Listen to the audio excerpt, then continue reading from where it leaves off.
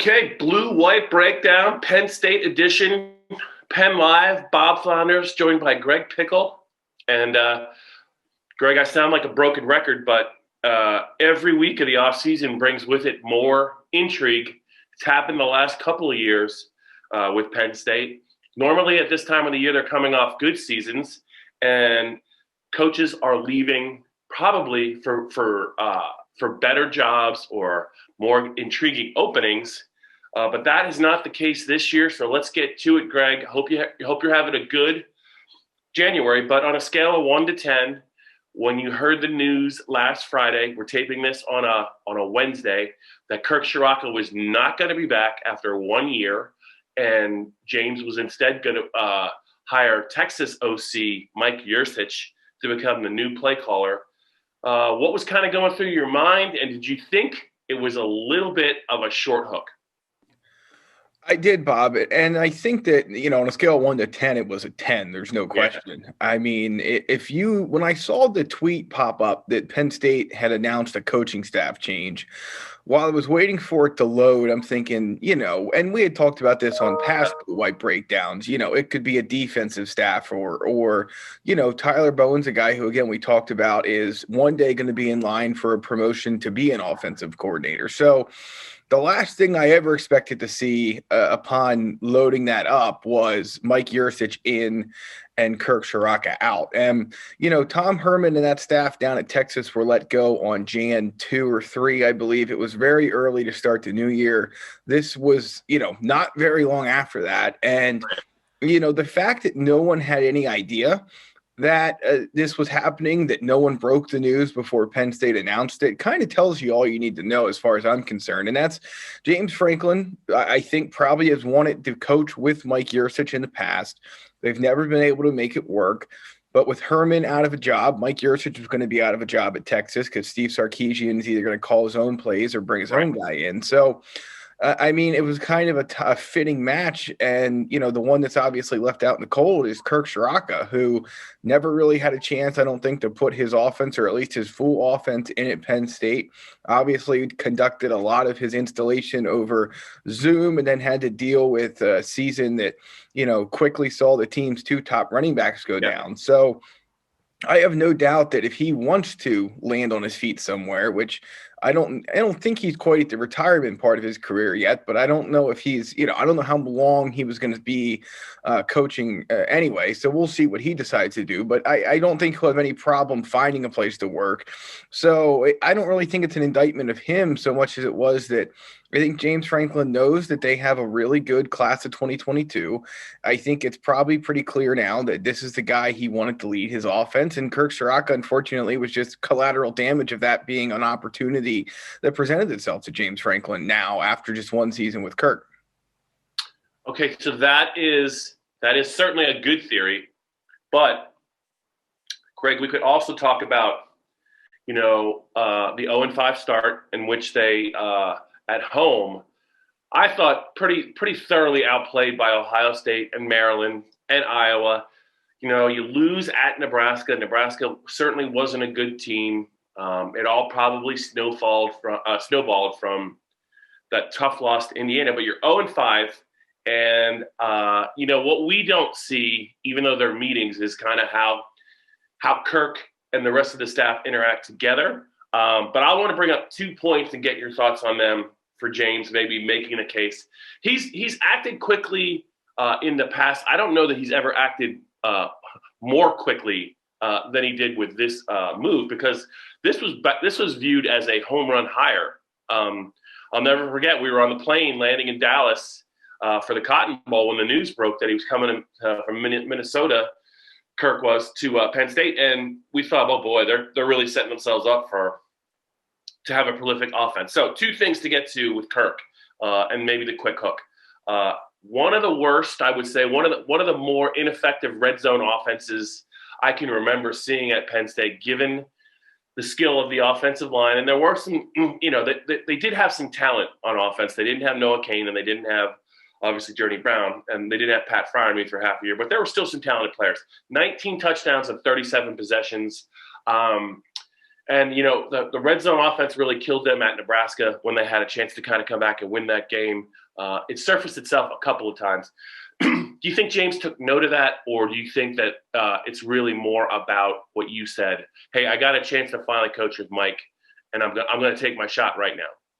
Yeah, I mean, I think, Bob, you make a good point, too, in that they obviously weren't – I don't know if you can blame everything about this offense that struggled on the pandemic, on the virtual nature of the offseason, all of the, the injuries and so on and so forth. So I'm sure that was a part of it as well. And I mean, I guess if that is the case, it's not like Penn State didn't know what it was getting with Kirk Ciarrocca. I mean, his offense has been, it is, what you're getting with him. So then I think you question, well, why'd they go with him in the first place? And, obviously he hasn't had red zone struggles like this in the past. Obviously Minnesota's offense was exciting and beat up on Penn State. So you can certainly point to all of that stuff. But yeah, no, there's no doubt that the red zone problems were kind of consistent. And obviously turnovers were an issue. And I don't know how much of that's on Kirk, but that was a problem that I'm sure James Franklin can point to. But, I guess I look at it like this. If I think you got to give James Franklin credit.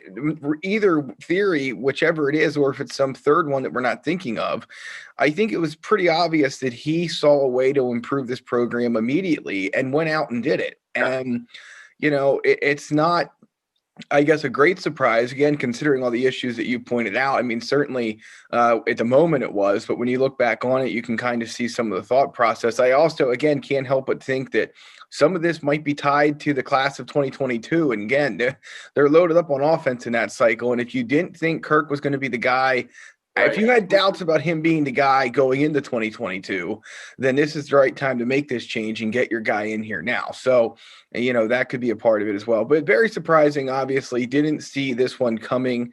When Tom Herman was let go down there, I guess you could have maybe started to put the puzzle pieces together and think that this was possible. But, it certainly wasn't on our radar. And I don't think it was on anyone but James Franklin's radar. And he quickly swooped in, got it done. And Penn State's offense is certainly going to look a bit different next year. Or next season, rather, this year. There's no question about that. Yeah, you touched on something I was going to bring up, but not the way that you did it. Recruiting. Maybe James got a little bit of a better read on Kirk as a recruiter, and maybe not specifically as a recruiter, but does his approach wow recruits, make them want to come to Penn State? He was in place when they tried to put the finishing touches on this most recent class that is not viewed. I think there's some players that got away. James has talked about before the season that it just wasn't good enough. I just wonder if James, the recruiting component is a lot more important to James than I think maybe we realize and people realize. And I just wonder if Kirk recruits at the fervor that James wants. James is known as a relentless recruiter. He wants his staff to be that way as well. And I just wonder if maybe James felt like he was going to have some trouble maybe with Kirk as a recruiter moving forward. Any thoughts on that? I look at it like this, Bob. I don't know if you need, because let's be honest, they have three of the most dynamic position coach recruiters in the Big Ten on offense in running backs coach Jaquan Sider, tight ends coach Tyler Bowen, and offensive line coach Phil Troutwine. So to me, they have the recruiters in place that you can let your offensive coordinator be kind of that guy who sits in the Lash building or sits on Zoom and shows recruits how they fit into his offense. And, he doesn't necessarily have to be the pounding the pavement. And Taylor Stubblefield obviously has done a nice job too. I mean, let me not forget him. They have all these receivers committed in the 2022 class and went and got Harrison Wallace late. So he's a part of that as well. And so, when you look at those four guys, they're going to go out and make the relationships and get the recruits to campus. And then it's going to be Mike Yurcich's job to wow them while they're there. And also on Saturday. And, one of the things we had talked about during the season, Bob, was it was hard for me to imagine recruits looking at that Penn State offense and saying, really, I'm looking forward to playing in that, because it just didn't look like it had any creativity. It didn't look like it had any rhythm. And some of that you can blame on the players, but some of that is obviously the coaches too. So, I think that's a part of it as well. I don't know if you need Mike Yurcich to be this wow recruiter in terms of going out and selling kids, because they have guys on this staff that can do that, specifically on offense. I just think you need Yurcich to put a system in place that works, and he needs to be obviously impressive when kids come to campus. But, his job's going to be to go get a quarterback and quarterbacks that can run this offense the way he wants it run, and then make sure that things keep falling into place at every other position. So, I don't think they're getting, this super, super recruiter, and he doesn't need to be. He needs to make sure that things on the field work, and he needs to be the one that signs off on all the quarterbacks. This is like a special edition of the Blue White Breakdown, the Kirk Ciarrocca new OC edition. But there's a lot to talk about here. And before we move on to some player news, two things, Greg. What have you gleaned from your maybe some statistics that you associate with Mike Yurcich offenses over the years? He is a little bit of a nomad. He hasn't really been in one place for very long. Are there any staples? Number one, Greg, and also, what about the financial component of hiring him? Coming out of a pandemic, I saw. I think it was according to USA Today. I think he was making like 1.5, 1.7 million at Texas. That's a lot of scratch when you're coming off a 4 and 5 year at Penn State, and you didn't really have a fan base to kind of pad the coffers, and you're running at a deficit. How do you think that's going to work? Plus, I don't know how much they owe Kirk. Yeah, that's the one thing that I don't know if we'll really ever get an answer to. Penn State's not required to release its assistant coach contracts. Yeah. I can't recall them ever doing that. You might have heard of the top 25 biggest salaries at Penn State. Well, that gets released based on the tax year. So we'll find out this April maybe what Kirk Ciarrocca was making based on what that. And then, the next fiscal year, we'll find out where Mike Yurcich falls into the fold. So, obviously he didn't come cheap. I can assure you of that. Unless he really had no other job prospects, which seems very unlikely. And the fact that he took this one so quickly, obviously I think he probably likes to fit, but the money had to be right, I'm sure too.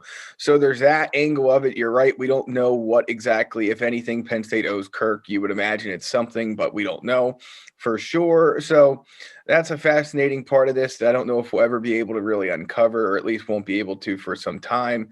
And then when you talk about this offense, I think the first reaction a lot of people had was, well, Penn State's going to throw it 70 times a game now, and they're just going to, it's going to be a vertical offense. There's no question. Build off the play action, build off the vertical passing game. And are they going to throw the ball more? Sure. But I don't think it's going to be true air raid, true, let's just drop back 70 times a game and throw it, 60 times a game and throw it. But, obviously the first question to answer is does he believe they have the quarterback that can run his system on the roster? Yeah. If not, what do they do about finding one? I think they have the receivers, the tight ends, the running backs, and if the offensive line works out the way we think it will, I think they have those pieces in place, but you might only be able to go so far. In fact, you probably are only going to go so far as your quarterback. So, when you look at some of the numbers of the past, obviously his offenses have scored points, and they have, they run plenty of plays. I guess the question is this, and I've heard a lot of our colleagues talk about this over the last week, but, when he was at Oklahoma State, how do you parse what was his offense and what was Mike Gundy's offense, and whose impact was it? Right. Same thing at Ohio State now, and then the same thing last year at Texas. And so I think that's the biggest question. How much of all of what he's did with those schools was what he really truly wanted to do versus some of the tweaks that maybe we saw later in the year, this year at Texas. So I think that's another interesting part of this as well. If you want to use his past to gauge what he's done, that's obviously fine. But I would just caution that because of who he's been with and how those guys have controlled the offense, he was the offensive coordinator in name, but how much of it was 100% what he wanted versus stuff he was implementing and doing because that's what the head coach or whoever was there at the time wanted. So that's something to keep in mind as well. But yeah, they're going to throw it, play action, vertical, you get the concept of the power, the smash spread. And, a lot of what Urban Meyer's done, I think will be a part of that as well, Bob. Okay, so as we head to the Blue White Breakdown midway part of this podcast, I'm Bob Flounders with Greg Pickel. Just generally speaking, Greg, it'll be interesting to see if that's the end of the coaching staff maneuvering for James. We we suspected if there was going to be a change, it would be on the defensive end. That hasn't happened yet. But you know what? There's still time, Greg. We'll have to wait and see. Nothing is surprising. And if it does happen, it will likely happen on a Friday afternoon. That's what I've learned with Penn State. But we'll see. So, Greg, we're halfway through the podcast. Please tell the listeners and the viewers what they can do, how they can find us, and remind them that, we're not doing as many as we did in season, but eventually, as we get closer to signing day, I think we're going to start to do more of the blue-white breakdown. That's right, Bob. I think a ramp up is right around the corner for the blue-white breakdown. Season 2 of the blue-white breakdown on Apple, Spotify, Google, wherever you get your podcast, Stitcher as well. And then the video version, youtube.com/allpennstate. It's always there. Yeah, we're going to start ramping these up soon, Bob. I know we've been promising that for a few weeks. I think next week might be the week we finally get that done. So we'll be sure to let everyone know. Okay. So let's talk about some, we talked about recruiting with Kirk Ciarrocca. We talked about the 2022 class. Before we get to some player news about players that are coming back, all of them coming back, it looks like. It's a flurry of players now that are lining up to play in State College in 2021. Greg, we're still 3 weeks, maybe more than 3 weeks away from the second signing day. James has delivered on his vow to get some transfer guys in here. He's got 4 of them. I know you think a couple of them can really help, but as far as signing kids that are not already in college via the transfer, is there any news after the Mekhi Flowers announcement? Is there anything Penn State fans should be watching for in the coming weeks? Are they in it for anyone else? I mean, at this point, we've talked about George Rooks for a couple of weeks now, the New Jersey defensive tackle. They offered a 2021 corner recently. His name escapes me at the moment. We'll see if they can get in there. He's a guy who's blown up late. But, when you talk about recruiting at this point of the calendar, I think unless somebody really knocks their socks off, or if there's some guy that Mike Yurcich said, hey, we were trying to get him late at Texas, we should try and get him here. I think they're going to save the spots they have left for transfer portal additions. Right. And it's funny because I want to go back to something you said to start the show. Normally this time of the year, Penn State's coming off a good season, and it has a bunch of bad news going on between guys leaving and coaches leaving. And even if it's not bad news, it's neutral at best. And now they come off a bad season, and they're getting mostly good news. And it's quiet, though, on the high school recruiting front, which in years past is usually where you would go to find that good news right now, because there wasn't a whole lot else going on for Penn State. So I think that's kind of interesting. I don't know why that is. But, yeah, I think at this point you maybe look for 1 or 2 more guys to join the transfer portal class, maybe more. We'll see. And I have to think some more guys will be moving on. And maybe some of them will wait to spring practice and see how things go, assuming it's more of a normal spring practice and then go. Right. But I don't think Penn State's done in that area either. Yeah, and we still don't know how many people are allowed to have on the roster this year with the NCAA's transfer rules and the year that didn't count with 2020. So you just don't even know if it's at 8, the number is 85 or what. I just think they're still figuring that out. I might be wrong, but Greg, since we were last podcasting last week, by my count, Penn State's got good news from 3 veteran players. All of them, I think, eventually will play in the NFL. But let's start with, I think, the one that maybe the fans are most excited about, wideout Jahad Dotson, who in 2020 was a 3rd-year junior, even though that year doesn't count. But he set he put up all kinds of big numbers in a 9-game season. I think he led the Big Ten in total receiving yards. He emerged as a dynamic deep threat, run after the catch threat. He did some very good things as a punt returner. He's not the biggest guy in the world.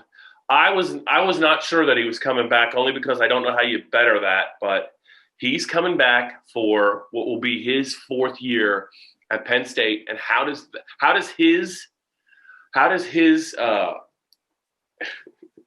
we'll make Herman edit this. How does his presence kind of impact the Penn State offense? Because I think secondaries are going to play him a lot differently in 2021.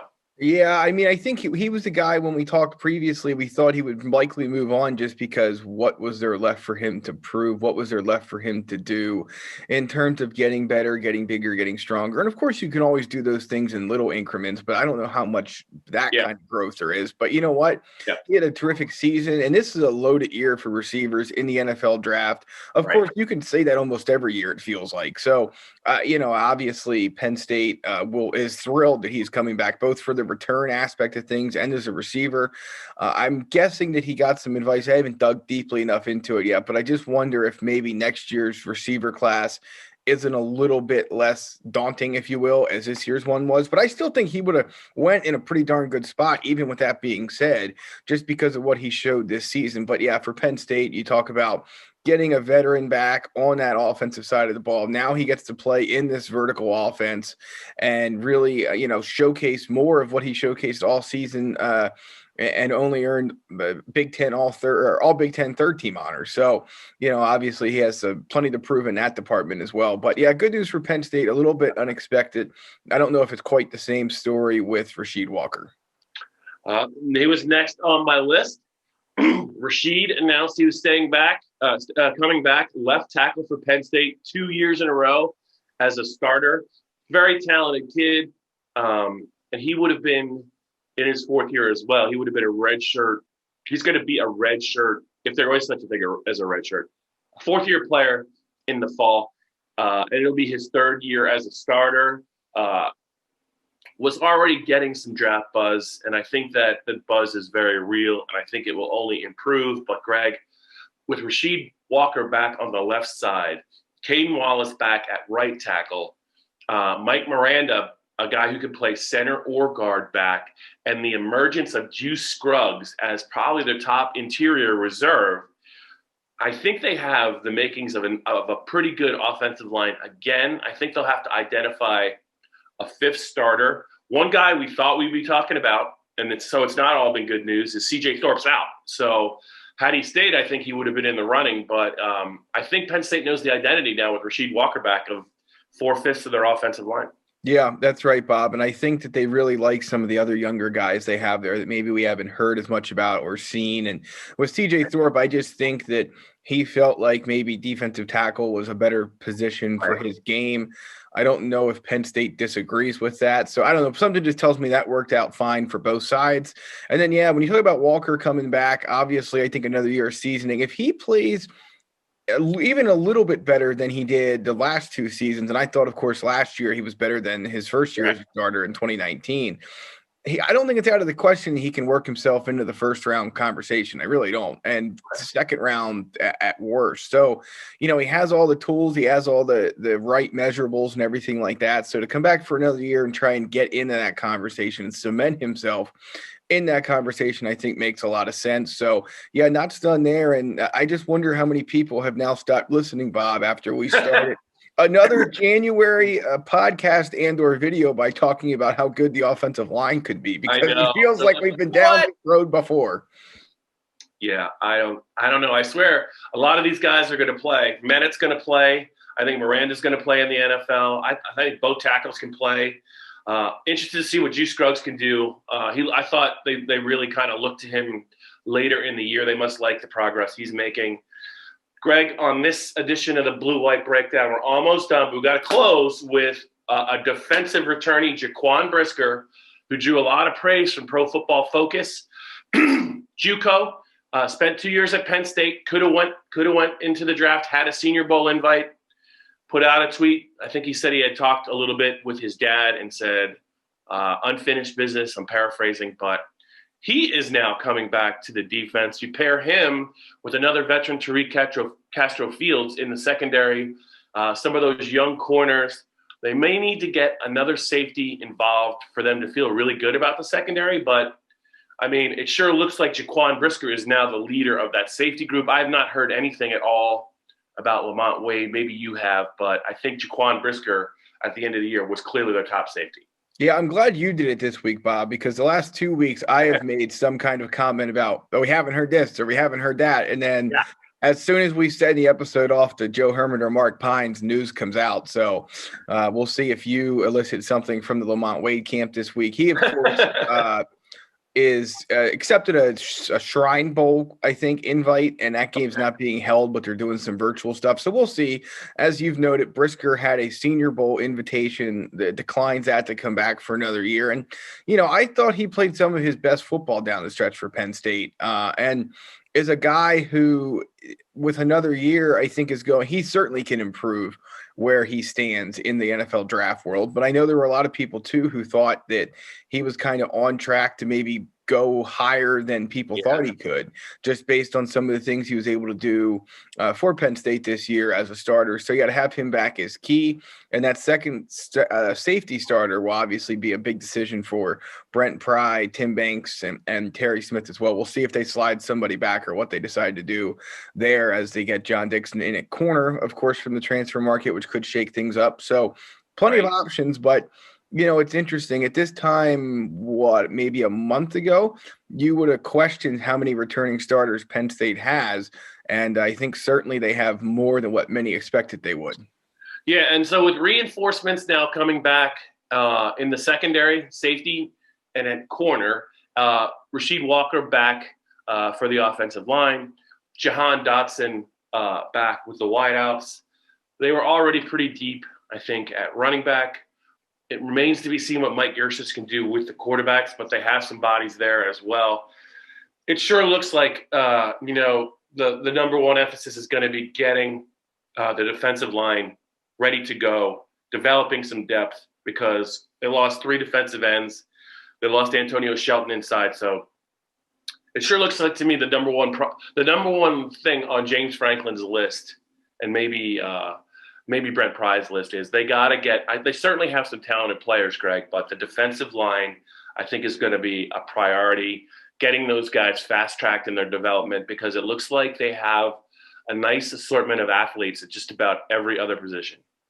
Yeah, I don't disagree at all. Obviously the Duke transfer, Derek Tangelo, comes in. We expect him, I think, to start at defensive tackle, opposite PJ Mustipher. We saw some nice things from Hakeem Beamon last year, so they'll obviously hope that carries over. And then Arnold Ebiketie, I'm going to go with the Temple defensive end, all AAC second team pick. He is likely looking at first team reps as well, and is obviously a position that they have a lot to figure out at. So we'll see. That's one area I think John Scott Jr. and those guys certainly have a lot of work to do, but that's why they went the transfer direction, to at least try and fill in some of the void there. And I think that's about all you can ask for at this point.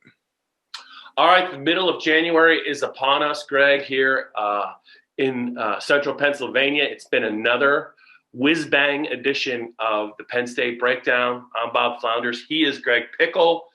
As I said, pay attention. We're going to start to ramp these up a little bit more as we get closer to signing day, and hopefully, knock on wood, some form of spring practice that's different. Well, they didn't have spring practice, so anything would be better than what they had to go through last year. I know, Greg, you like Zoom interviews as much as anyone else, but I actually kind of missed a little bit of those trips to State College, assuming it wasn't 50 below. But hopefully there'll be more of that coming up. Hope you have a good weekend. And like you said, Greg, the minute we wrap this and the minute they put it together, I'm sure there'll be some player news or some coaching news, and then we can wipe the egg off of our face next week and just see where it goes from there.